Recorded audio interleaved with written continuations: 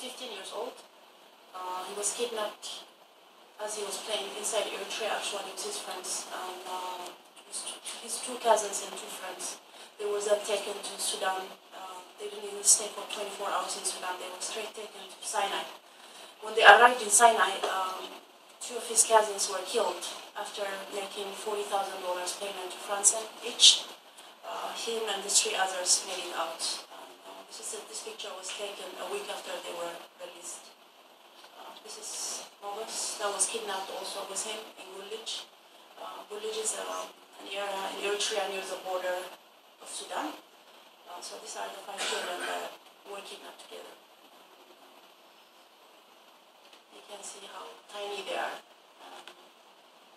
To actually put them in prison is what's shocking. When I went inside the prison and met 12-year-olds, 13, 14, 15, it was one of the shocking things that I've ever seen, because these people were kidnapped to begin with and forcibly taken into Egypt, but yet, even after making the ransom payment, they were put in prison, and this is how they look like.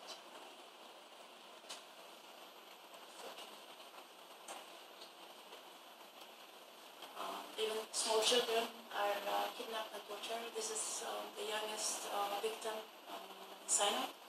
His name is Lamek. He was kidnapped with his mother when he was 1 year and 4 months. His mom was 22. She would beg and beg, asking for people to help her. She comes, her family, she's a daughter of 2 freedom fighters who were martyred before the independence, and her mom died after the independence.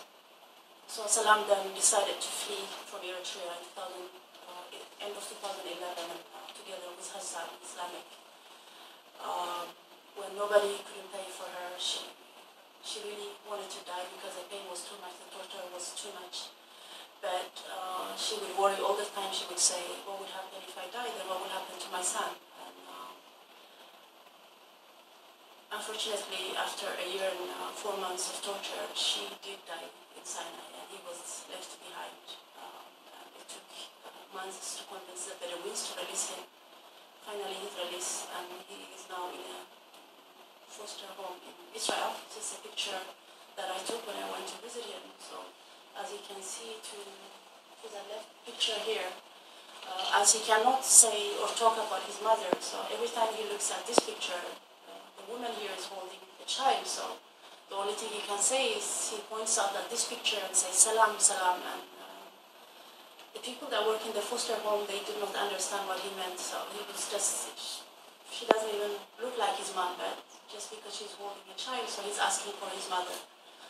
What was shocking when I met him is I took off the clothes that he had, and he had all kinds of burn marks, just as we saw earlier with those that are older ones. I did interview the people that were with him, and I was told that they would hang him and burn him in front of her every time, and she would just close her eyes, and she didn't want to hear or she didn't want to see him being tortured, because if she cried, then they would torture her more, and when she gets tortured more, he would cry and they would torture him more. So she had it one of the worst, I think. Anyways, when he arrived in Israel, it was very hard for him because he's seen over 60 people getting killed. All he knows is he spent more than half of his life at the torture camps in Sinai, so torture is very normal for him. When he plays with children, he would just play torture. He would say, let's cut each other's throat, or because he thinks that's very normal. After he was put in a mental institute for about 4 months, he's now doing fine, and I'm trying to adapt him and to bring him to Sweden with me. So hopefully I will get to do that. These are also, I'm showing these pictures how young the victims are. These are also 4 siblings. This one is 8, he's 14. They were kidnapped in Sudan when their father was in Norway for only 4 months, and he was allowed to bring his children into Norway. But unfortunately, they were not allowed to leave Eritrea legally, so they had to cross to Sudan, and that's when they got kidnapped. And this is the day when they were released from is how they look like. And this is also Dawit, who lost one of his hands in Sinai. He's only 16. This picture was taken at the refugee camp in Ethiopia after he was deported. These are also the prisoners. Many of the women, young girls, are actually, they came out pregnant as a result of the rape that they endured in Sinai. So this picture was taken in Irish prison. This is Rai. He was born in Sinai actually. This is his mother. She was kidnapped when she was 4 months pregnant on her way to join her husband in Sudan. And she ended up in Sinai. Was tortured for months, for about 5 months, and she gave birth as she was chained. Just a few hours earlier, she was tortured just the same like others, but luckily she gave birth to this beautiful baby. And after she gave birth, she was being tortured the same like others. She would just put him on the side of the floor. They did not even give her any clothing. Anyways, a ransom that was paid for her, and she made it into Israel, but unfortunately Israel pushed her back into Egypt, and she was then deported in Eritrea. She's now in Eritrea. These are also female prisoners that are under 18 that I met in prison there. These are the houses of the Bedouins actually. These are where the hostages are being held, at the back of this house. We actually made it outside and took these pictures and recognized almost 10 houses when I was there. This is the money used by the Bedouins. This house is in Arish, in the city of Arish. That the torturers, the traffickers, this is what they do with their money, by building big houses, big palaces. Some even this coffee shop. It's known for a well-notorious trafficker called Abu Sana. This is a franchised coffee place that is very popular in North Sinai. Rally good Bedouins against the dishonorable practice of human abuse, influence the Egyptian government, police track the traffic into the Sinai, influence the Egyptian government to stop the practice, arrest all involved and hold them accountable, also accept the survivors as victims of human traffickers and torture, resettle them to a third country where they can receive physical and psychological treatment, and also we should all call to speed up for the resettlement program, especially for those who are in Cairo, because they are the most vulnerable, even though they are released and are so-called protected by the UNHCR in Cairo, but most of the Bedouins somehow they get to their phone numbers, call them and threaten them, and many were kidnapped again. So some of the torturers threaten them, and the victims themselves are going into hiding while the torturers are working freely in Cairo. So I think that should be it on other answer. Thank you very much, Meron.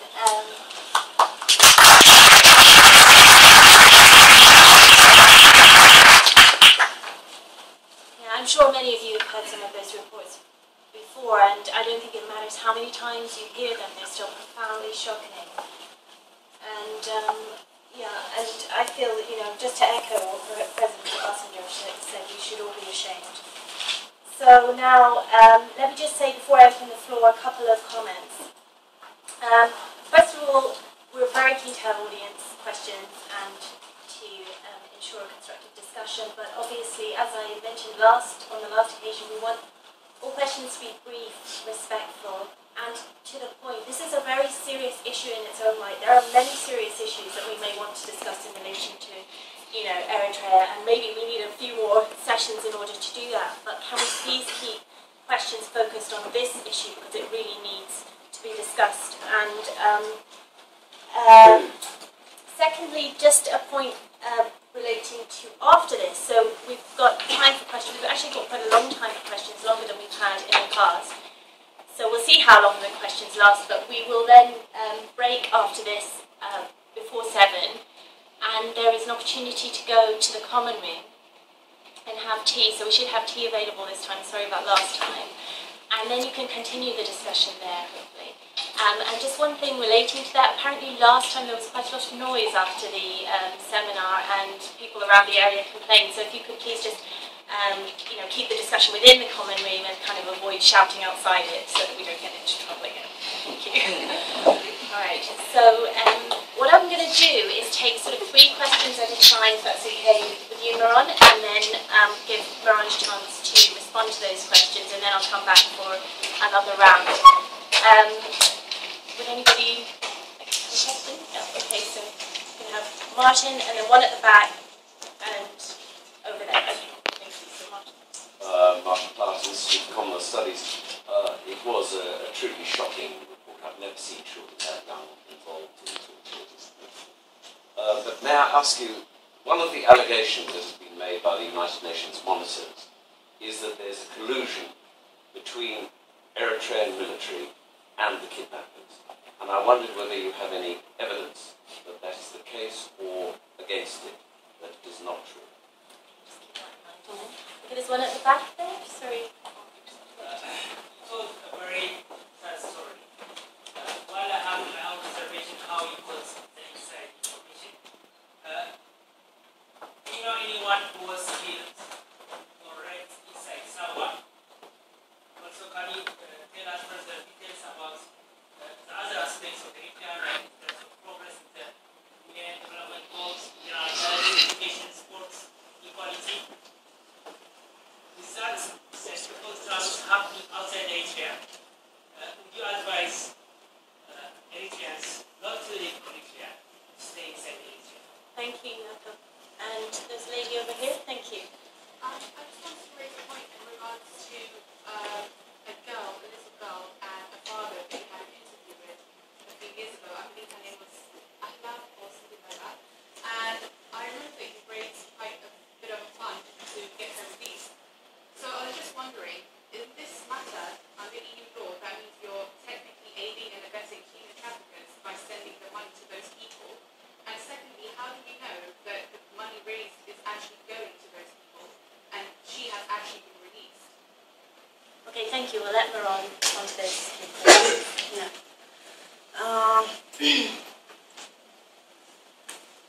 About the collusion, Martin, I believe up until 2012, many people were paying ransom inside Eritrea to begin with. And the money, the ransom was being paid in a broad daylight. We're talking about in Nafa, 1.5 million Nafa up to 2.5 million Nafa. So having that in cash money in Asmarino, working on a daylight, something is weird because every movement is secured, every movement is just restricted, so it would be impossible unless somebody that has power is not involved, that it would be just impossible for a person to move around freely, and we're talking about hundreds of families. Secondly, of course, every Eritrean knows when we want our brothers and sisters out of Eritrea, then we would pay somebody in the military who is, it could be a colonel, it could be a brigadier general, or whoever. They then drive them up to Sudan. If you pay $5,000, $6,000, there is a risk. Most of the times that these people have been kidnapped and taken to Sinai. So that tells me either if you cannot stop it, then you are involved. That's all I can say. So I don't have a direct evidence that I can say this is what happened, but that's what I get from the interviews that I have conducted so far. Another thing that tells me that is that we have had many families that have contacted me that was that they paid somebody inside Eritrea to take out their brothers and sisters, and then that person would then sell them off to the Rashidas once they reach in Sudan. And this family know the person, and these people, even though the families have reported about these people many times, nothing has happened to them, and they are free until this day, as far as I know. So that tells me that there must be a collision, the same way I say that in Egypt, for people to cross the Suez Canal, 300, 500 people on a weekly basis, unless there is a collision, then it would have been impossible. So that's what it is. The second question, you asked me if I know anybody killed in Sawa? Anybody killed in Sawa, right? It's the way compared to Sinai. anybody killed in Sawa? In Sawa, what do you mean by that? Do you know it? That's very clear. No, I can explain. The way you explain what happened in Egypt. Yes. The way you explain the rape and everything. Did that happen in Sawa? Do you know? Do you have the evidence? Yeah, many times actually. I'm not talking about killed, but rape. Yeah, I've interviewed many. The same way I've interviewed the Sinai hostages. Many women have been raped by high-ranking officials. So if that's what you need. Did I answer your question? And the second question was about the Millennium Development. I have no idea about that unless the information I read comes out from an independent source. Then whatever you tell me is only one-sided. So I'm sorry. It was submitted by the Eritrean government. It was never submitted by UN. UN has never been inside Eritrea for a long time. So whatever is given, whatever report there is given by the Eritrean government. So I'm sorry. So you said there have been a recent meetings? Right now, yeah, for a meeting, yes. Yeah. Sorry, I intervened, but... Yeah, they were there for a meeting, but not to investigate or to see for themselves what's happening. So being there for a meeting and being there to investigate things is two totally different things. So anyways, we're not even talking about the Millennium Goal or something, so I don't know why you have to bring that up. So if that's the case, then we can just send journalists like Martin Cloud, let them go inside and find out for themselves.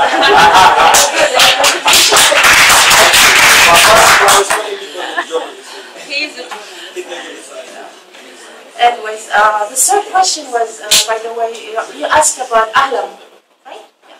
That was last year, March 2013.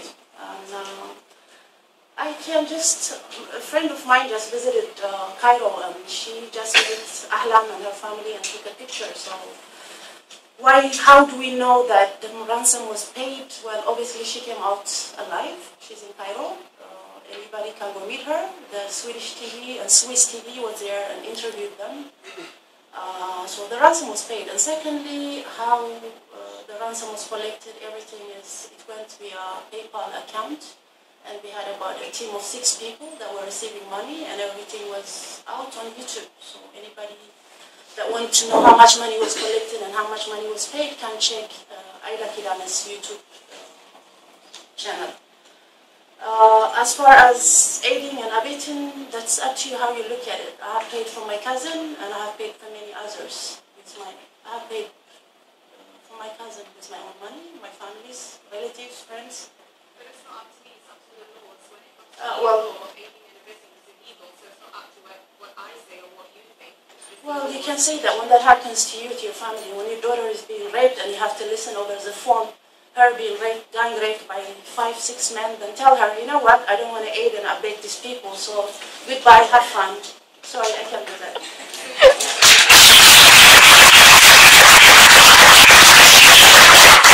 Okay, so 3 more questions.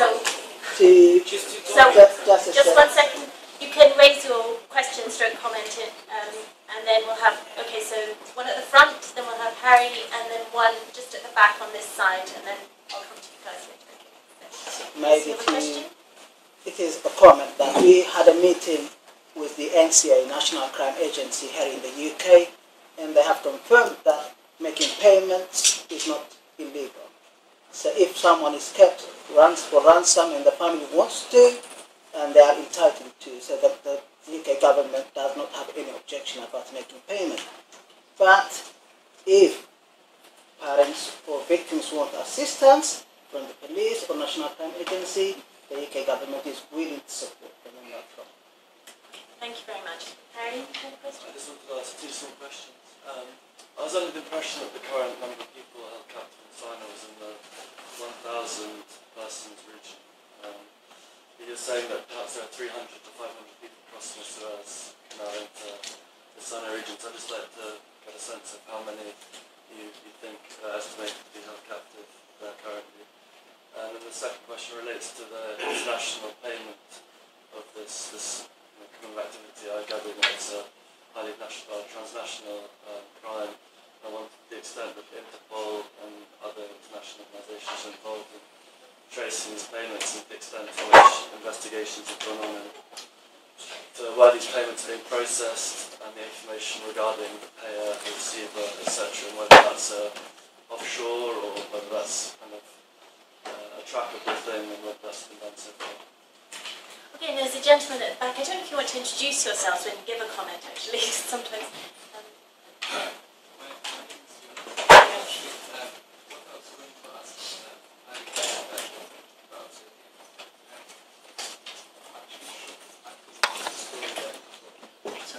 Shocked at the story that, yeah. Can you speak up a little bit, perhaps, because we've got a bit of disruption. Thank you.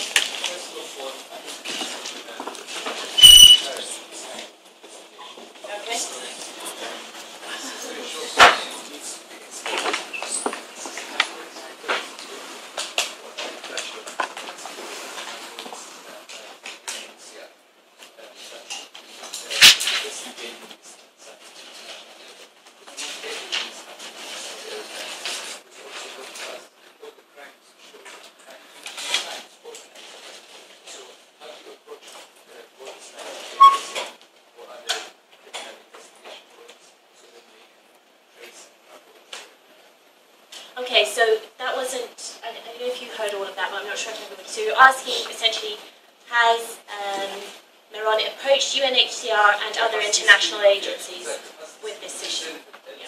Yeah. Yeah. Yeah, we should be looking at solutions. Okay. So there's, yeah. Hi.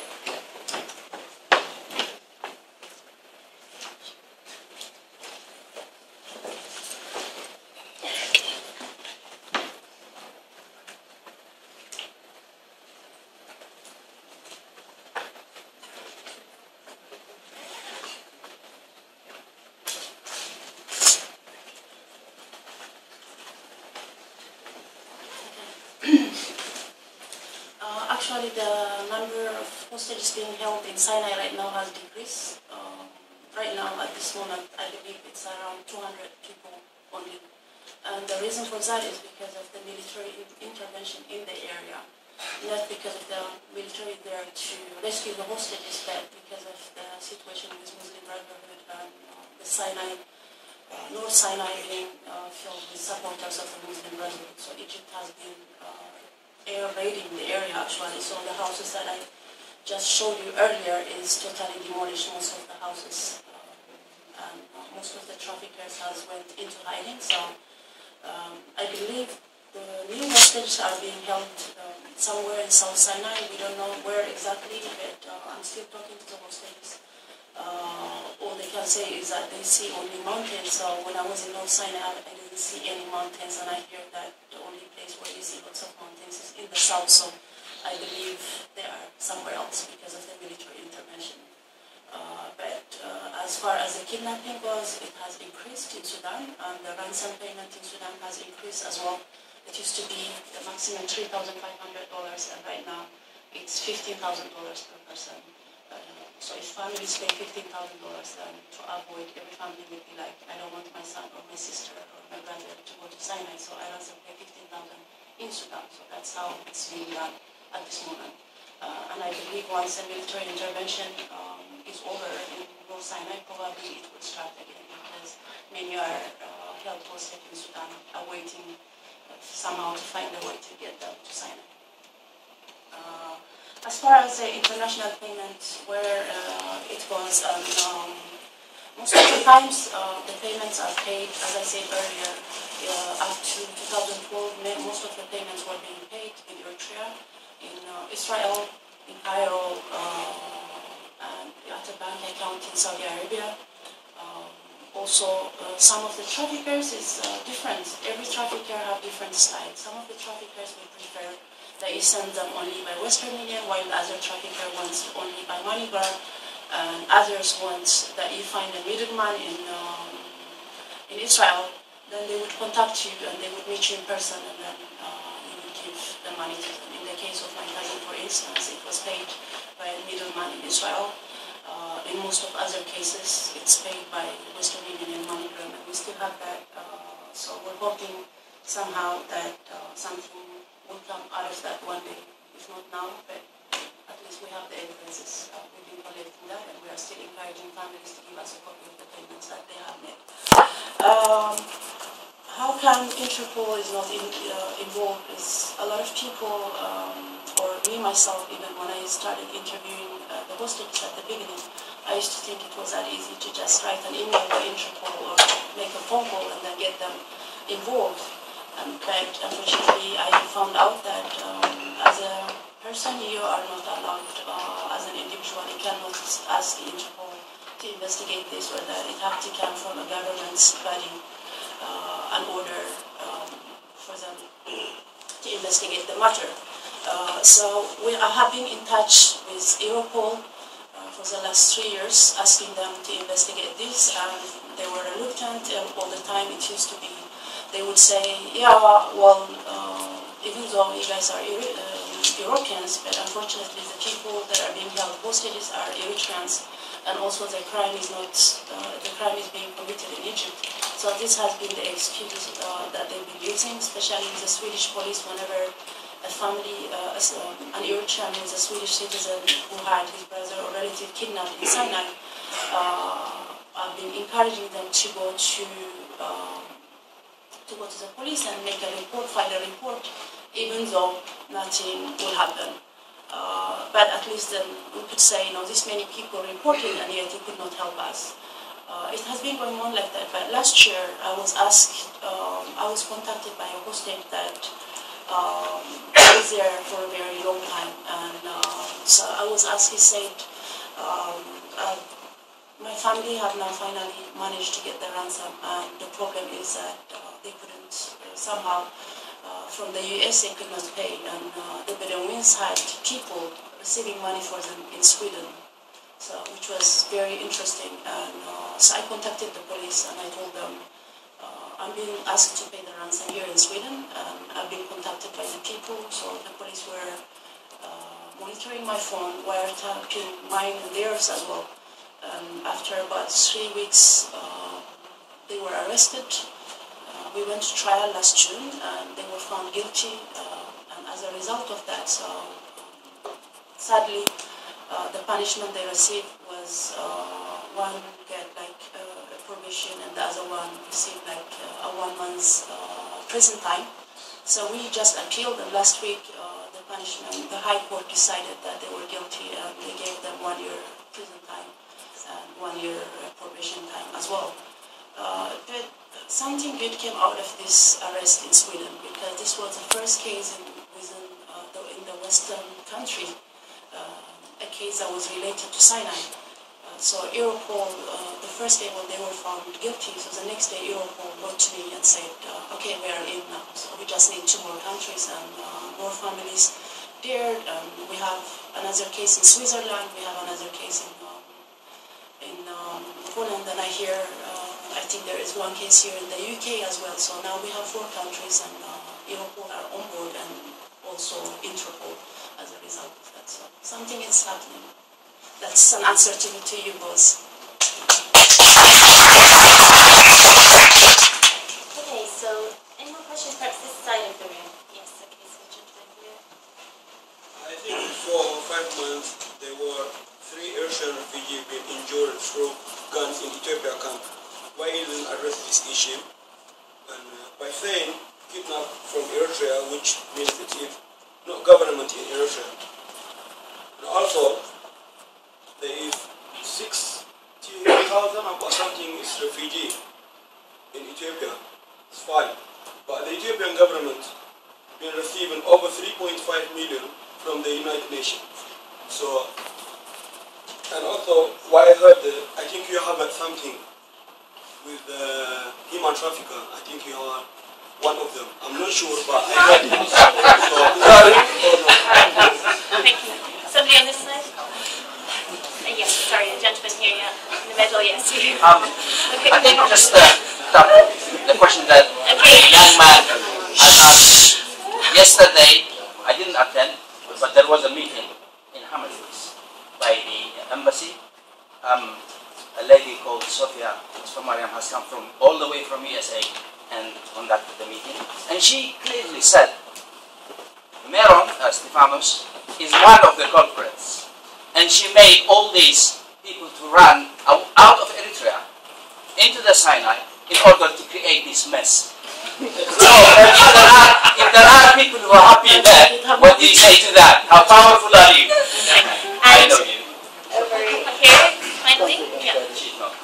Sorry. Actually, this is kind of my first foray into this kind of an arena. So I just wanted to start by saying, first of all, that I admire your sentiments and I applaud your actions as far as they've gone. My question is actually kind of twofold.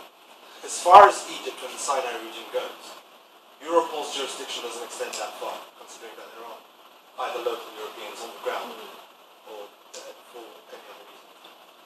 But the Egyptian kind of institution also doesn't seem to have jurisdiction beyond a certain point. Sheikh Zayed, yeah. Sheikh Zayed doesn't have jurisdiction past that point, but now appears to have some sort of a hold in the northern Sinai region due to the military action. Did you explore any reasons as to why that was the case? Why they would stop their jurisdiction at that point, or why they wouldn't use that region for is potentially some tension with Israel forces might. And the second question is, have you extended perhaps some of these, quite informative sessions, if you will, to people who might not necessarily be as kind towards your sentiments, as it were? I think the opinion was made quite clear just moments ago. But I feel that it's not a question of being an Eritrean or not being an Eritrean in this case. It's a question of strictly being a humanist. It's an appreciation for another human life, and if that's the case, frankly, I think I put everything else on the other side.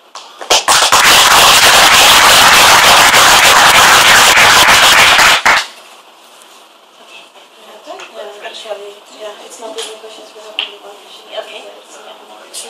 Yeah. So why don't you respond to that, and then we'll take another round.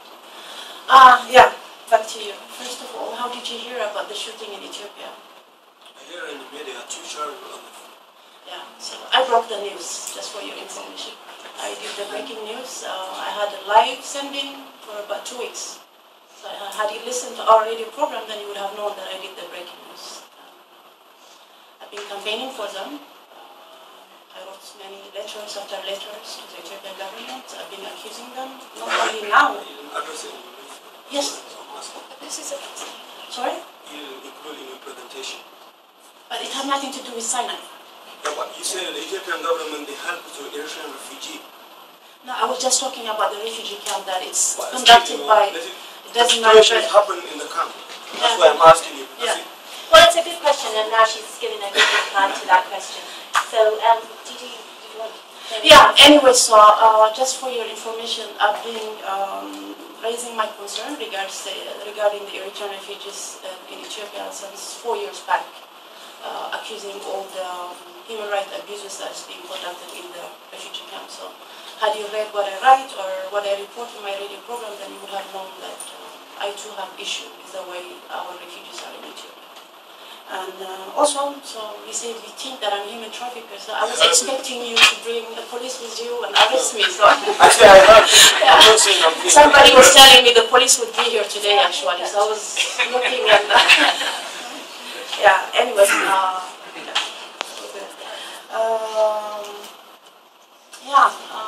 thank you. It's on. Let's forget about what happened yesterday. Yeah. So. I will go back to, you raised an interesting question about the Sinai, which a lot of people, the reason that the Sinai is a demilitarized zone is because of the Camp David agreement with Israel from 1978.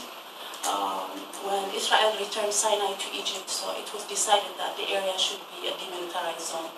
And as a result of that, so starting from Sheikh Zayed all the way to the border of Israel, to the fence in the picture, you don't see military, you see like few polices, but the Bedouin tribesmen are more powerful. You see children carrying weapons. It's like really lawlessness, a very scary area to be. The reason right now why there is military intervention in the area is because for the first time Israel allowed Egypt to have military operation in the area and to allow the military to come into the Sinai because their security was threatened. So they are there to destroy the Islamist militants in the area. That's the reason that they are there.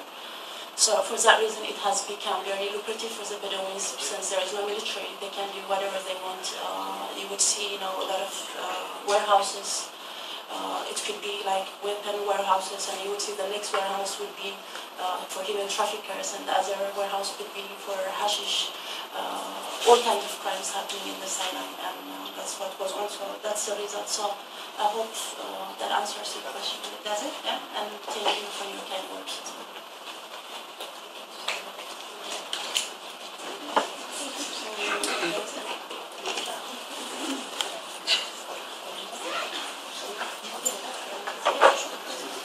Okay, so we're going to have 10 more minutes, 15 minutes questions, and then we'll go to break for tea. So on this side of the room, gentlemen, remind me of your name. Sorry. No, you. Yes. As I said, Eritrea urged for an investigation by the UN. Sorry, can you speak up? They asked for a neutral investigation by sending a letter to the United Nations Security Council, which is called one of the parties that actually investigate the situation. They can investigate the situation. Until now, nothing has been happened, and this has been done many times before. Because when Eritrea asks for any requirement or any question that needs to be dealt with, then why does it not happen? That's my question. Regarding this whole kind of Sinai issue, because what they've actually been doing is not only investigating our bilateral relations, such as traveling to Egypt or having dialogue with Sudan and its government. But the UN is doing nothing with the requirements of Eritrea, like the view of the Eritrean government. And I think that there should be something happen by actually answering the appeal of the Eritrean government. So, yeah. Okay. And then, sorry, just on the right-hand side, and then one final one back there. Hi, I'm SOAS. Meron, you said that the Eritrean government has a hand in this. Can you speak? So I'm wondering just how, obviously the government has been very responsive, but there are a few aid organizations, media has been kind of on top of it, and it fell to the wayside because everything else happening. So I'm just wondering how much responsiveness you found from the Egyptian media.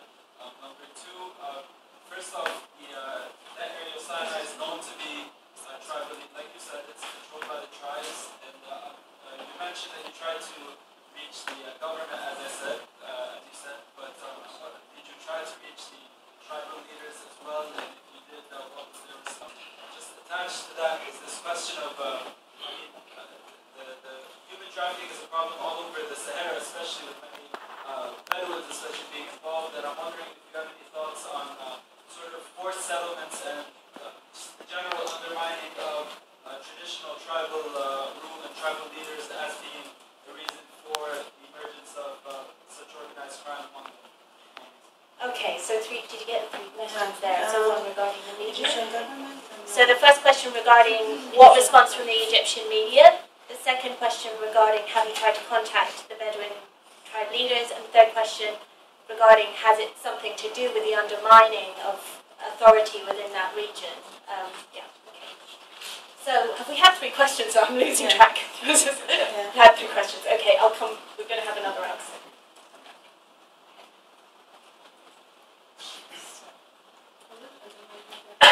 Undermining the tribal leaders. So there's been. So are you suggesting there's been a kind of shift in? The general problem with the tribes in Sinai, and also with the Tuareg, because there's many issues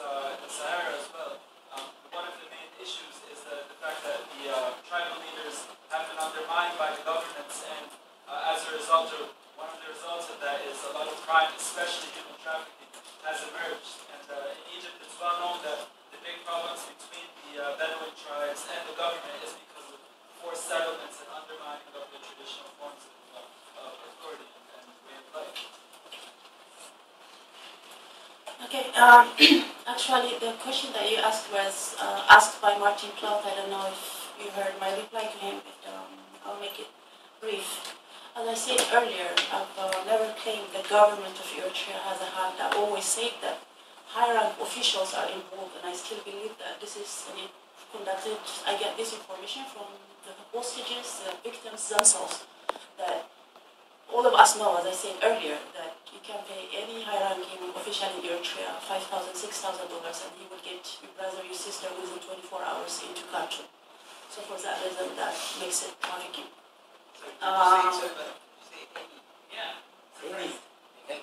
Any Eritrean knows. Any high-ranking official. I'm looking it up. Sorry? High-ranking official. You say any high-ranking official. Yes. Would you care to name any? Yes. Sorry? Would you care to name any of them? Yeah, we have named in our report, and the same thing as in... Yeah, Tahle Manjus is one of them. No evidence. Well, that's up to you whether you accept the evidence or not, but this is, you cannot say. When the hostages say, Abu Abdullah kidnapped me, so I cannot tell them, are you sure that's, do you have an evidence? If he says he was Abu Abdullah, then it's Abu Abdullah. If he says he's Tahle Manjus, then he's Tahle Manjus. Thank you for the names. Okay, thank you. As for the... I don't know where you get that most of the refugees were kidnapped from Ethiopia. This, I don't know, can you tell me where you get that from? Yeah. Have you conducted any research about this? Yes.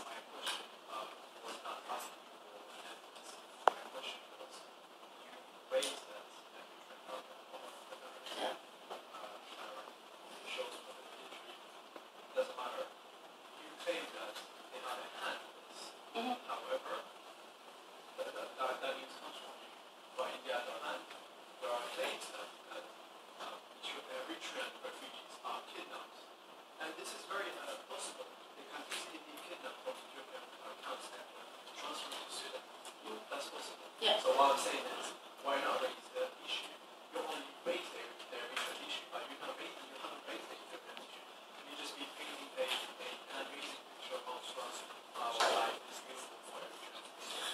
Actually, you might not heard my presentation again. I can give you my presentation. I did read that some people, some of the hostages were lured out of Ethiopia and kidnapped in Sudan. And these people, we have reported to the Ethiopian government who these people are, and up to now there are about 7 people arrested in connection with kidnapping and selling of Eritrean refugees. As to how they get my phone number, I have, first of all, the radio is not mine. I have my own program into Radio Erena that sends 24 hours. Because a lot of people listen to the program, I always leave my phone number. If anybody it's called Voices of Eritrean Refugees, so anybody that have a problem that is related to refugee issues calls my number, because I leave my phone number at the end of the program every week. So that's how they get my number. I believe that is a good thing that my question was, for example, you travel a lot. Yes. And you take that you have regions. It's a question that you have answers to her. How do you get money? What money? The money to help the Eritreans once Actually, the kind of help that I help is it could be a simple phone call or a simple email sending to UNHCR, or it could be using my network, it could be somebody being deported.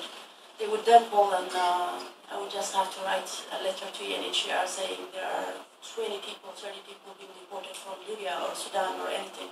And for that reason, then these people would get help. So it's not the kind that you need to spend money. The only thing that I spend is for phone calls, trying to call these people. They make a missed call, I call them back. As to how I travel, is I'm being invited the same way I'm invited here today. So they paid for my trip, so I'm here.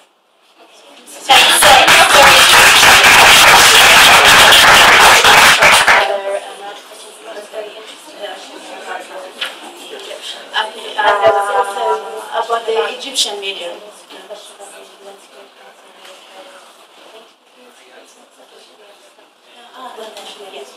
So there's those two questions there, and then we'll take a final round, so if you just hold on, please. Yeah, you said that the Eritrean government asked for investigation, which is true. I've seen that in 2012 until January 2013. For the first time, we saw a letter that was published in all websites asking that the government of Eritrea has asked UN for an independent investigation. Before that, I've never heard.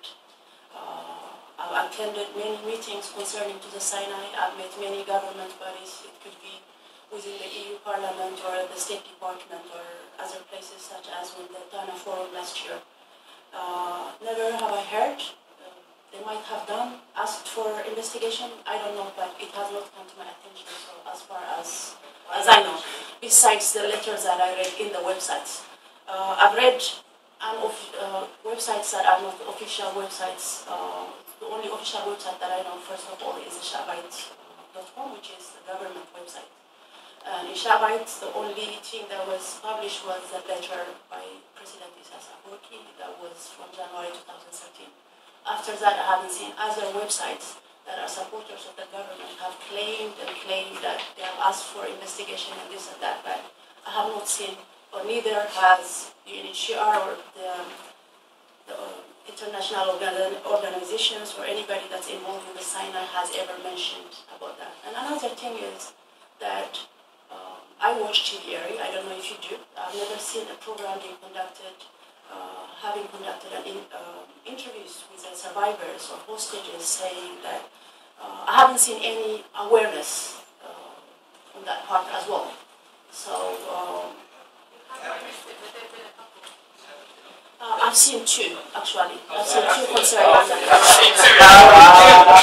that's concerning sorry? But that wasn't that was concerning the Libyan migration, never about the Sinai. To this day, anyway. Okay, so we're going to have to speed up a bit because I know. Yeah. So there's one question, a very interesting question related to the second question was why is VN not doing anything, and I also asked them the same thing as well. That's what I've been lobbying, asking for an investigation into this matter, forcing Egypt, that UN should pressurize Egypt into stopping the kidnapping and ending closing down the torture camps in Sinai. So I agree with you that they should do something about it. Okay, so sorry, can we just have a final round? And I know there's somebody at the front and there's a couple more people. So maybe you can continue the discussion afterwards, okay? Yeah, so... we have sorry, that's only the interesting question. We still didn't get one to do. Sorry, yeah, okay. So we'll have this question and then we have three final ones. About Egyptian media. Actually, Egyptian media has not raised the issue of the kidnapping and torture until end of 2013 when our second report came out, the human trafficking cycle, Sinai and beyond. When I was in Egypt myself, which was the most shocking thing was that none of them knew, even though some have written about it and some have even made a TV documentary about it, but yet we did not see. Most of the people that I met, I would tell them, this is happening to Africans in the Sinai, and a lot of the people wouldn't even care. So it's, to me, what I understood is it's about their perspective of seeing things that these are Africans. Somebody told me that actually when I was there, but how could you do this to another human being like you? How could you torture and do this to children? And his reply was, but these are Africans. We don't see them as human beings like us. These are like cattle. That was his reply. And I said, but you don't torture animals either. But he didn't reply. So it wasn't only him, but it's most of them that I spoke to. That's what I understood. The perspective was as such. Like when I visited the prison, it was very in a poor condition that. A small place maybe that's not even enough for one person, then you would see about 40-50 people in it. When you speak to the guards and when you talk to the people in the area, so everybody had that kind of perspective, whether it's the Bedouins that torture or whether the people, the regular people that live in the area had that kind of perspective. So for that reason, Egyptian media has not acted in this, and nothing has changed as a result of that, and I hope they will. Some are writing about it right now. Did you meet the tribal leaders? Yeah, I did meet with about 5 tribal leaders. And what I heard is that there are about 21 tribal leaders. And when I was going from house to house and asking what could be done, what is the solution, and some people would say that one would be securing the Suez Canal. If you shut down Suez Canal, then there wouldn't be any Africans crossing into Sinai. This was a suggestion that was given to me by many of the Bedouins in the area. Also, most of the second suggestion that everybody had was convincing the 21 tribal leaders in the area into denouncing the human trafficking and the torture camps. So far, about 5 or 6 has denounced these people, and they've been helping into rescuing Eritreans, especially when they escape. Before they used to return them, but now the people are more aware thanks to the 6 tribal leaders. People are giving them shelter whenever they escape, and then they will take them to a safe house where they will be safe and transferred into Cairo. But unfortunately, I did not have enough time to meet all 21 of them. How was it? Oh, yeah. Okay, thank you. So, one over here. Okay. My first question is about you dismissing all the reports that are coming about Eritrea, which have some positive elements, obviously. About the report of the Millennium Development Goals, I won't go into detail, but there are UN agencies in Eritrea. They have the freedom to check it if they want to. They have accepted the report as a such, but not only for Eritrea, but for other countries as well. So that's how they've been working. So you're not accepting all the reports about the Millennium Development Goals of all countries. That's what you say, actually. You're not accepting the Eritrean case as well. Secondly, I've checked your reports about Sinai as well, and Meron's research, Meron's research. I don't call it research, it's actually a hearsay. That's why you've been writing all the way. But the funny thing, or what I question myself is, if you want a solution, how can you have a conclusion and recommendations which states to have more sanctions on Eritrea? I mean, I'm puzzled. You see? That's impossible to have a solution. And over here, yeah. You mentioned that you provided the Egyptian government with evidence regarding the trafficking. Can you give more details? Like you said, we've contacted them. Do you mean by we commission, or was it just you individually, or was it in collaboration with someone else? And also, have you received any response from the government regarding the evidence that you provided? And when was that possible? Okay, and I think I said there was somebody else on the side that I would have, but no, we're okay. Sorry, I'm actually gonna. Have you asked a question before? No. No. Okay. Sorry. Hi, my name's Brooke. From London here. Just wanted to point out the issue of jurisdiction in Sinai. Egypt has jurisdiction in Sinai. Just they can have the military inside the territory according to the agreement signed between Israel and Egypt in the 70s. But they do have police presence, and they hold the key to most of the trafficking issues that are going on in that part of the continent. But I just want to emphasize that what's happening there is not just an Eritrean issue. There are also Ethiopian refugees which are being kidnapped and which are being trafficked into Israel. And having lived in Israel and having worked with some of the refugees, I can tell you that most of them are smuggled to Sinai, into Sinai through the Suez Canal with the help of Egyptian military officers, and the complicity of corrupt military officials exists also in Egypt and could also exist in other countries. But the issue should be that people are being trafficked, sold, and exploited, regardless of where they are from. just because they are Africans. And it's not just the war led against Eritrea, as some people would like to put it.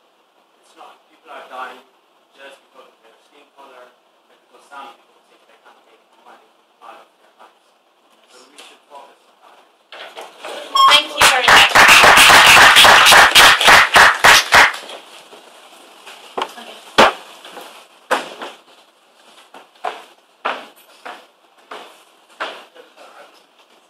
So this question is? I'm sorry, we had actually 3 questions in this round, and I'm really feeling that Meron has had an extremely long day, so I'm just going to let her respond to these 3 questions, and I might be really cheeky and just ask one myself. And then what I suggest is that we all adjourn to the common room, and then hopefully we can continue discussing and asking questions. Okay, so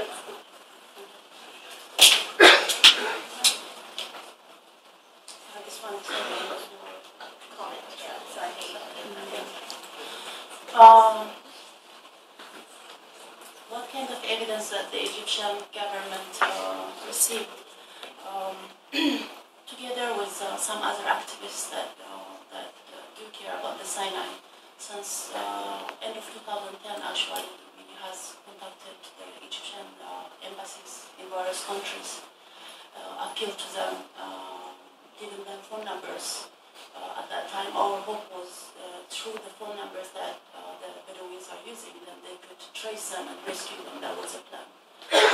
Nothing worked. Some organization actually, was it 2011? You guys? Yeah, 2011. Radio Erena actually, together with some lawyers, were trying to do something, but that didn't work either. We commissioned a legal opinion. Yeah. Even though they commissioned the legal opinion, but it failed. And the same thing as everyone group, it's an Italian NGO, together with Agenda Habesha, they did try also.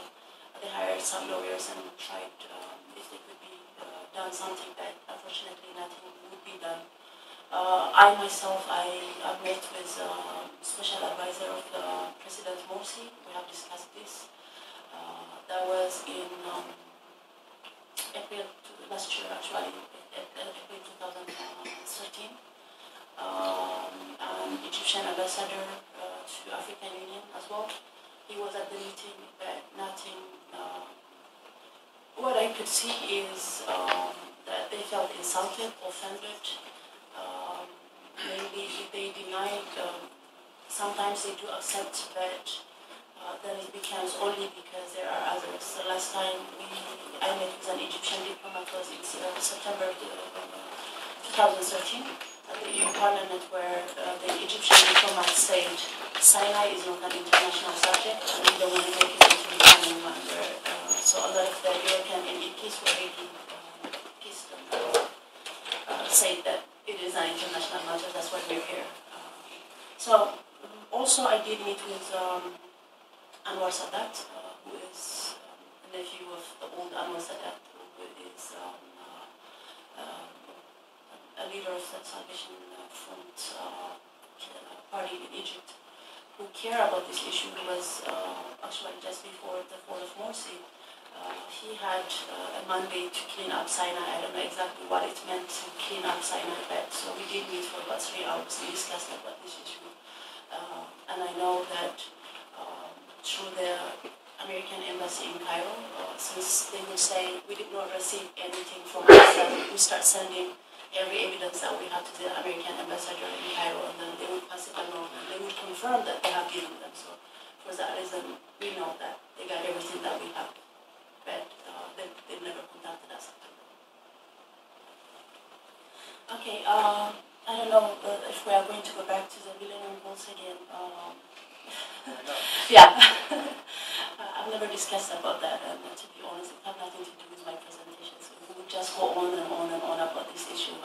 If you like, you dismissed it. You see, dismissed it. Well, it's easy, you know. What's easy is you can just call your family and talk to them how is life there, and they will just tell you how it is. So your family, my family have different living conditions. So that's what I can say. anyway, so is there anything that you want to ask?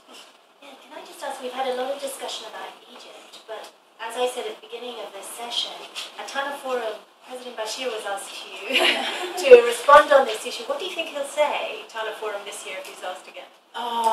One thing I know is that one of the topics that's going to be raised is the Sinai, and I'm really happy about it. So hopefully that I will attend as well and to hear him. But last year when he was here, actually he never denied that he's got an issue with this. So he said, yes, Eritreans are being kidnapped in my country and I need help. That's what he said. So hopefully this year he will have something tangible to say. It only remains for me to say